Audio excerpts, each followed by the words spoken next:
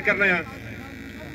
लेकिन बड़ा अफसोस है कि ये बच्चा मजदूर भी आए, इन्होंने वालिद साहब भी बीमार है और एक इन्हों पर एक मुसीबत अच्छी गई। सारे हमदर्दी का इजहार करने अल्लाह ताला इन्हें इस मुसीबत तो बचाया, अल्लाह ताला इस मुसीबत तो बाहर कढ़ा है।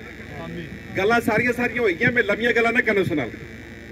नबील भाई माशाअल्लाह बड़ियां सोहनियां गल्लां कीतियां। उस तो पहले मजहर भाई जरा सच्ची गल 3 मुतालबात पेश किए, बहुत अच्छे मुतालबात है। 100% मजहर भाई सुना ले इंशाल्लाह इंशाल्लाह।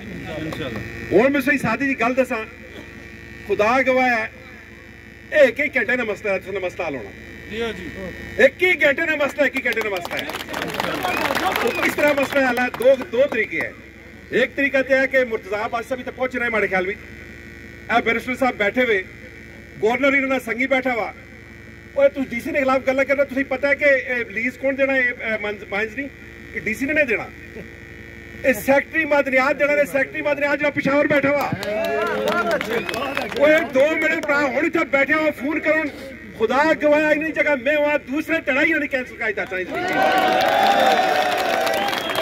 गवर्नर इन्होंने संगी बैठा हुआ, सेक्रेटरी इन्होंने आपने बैठे हुए, चीफ सेक्रेटरी इन्होंने आपने बैठा हुआ।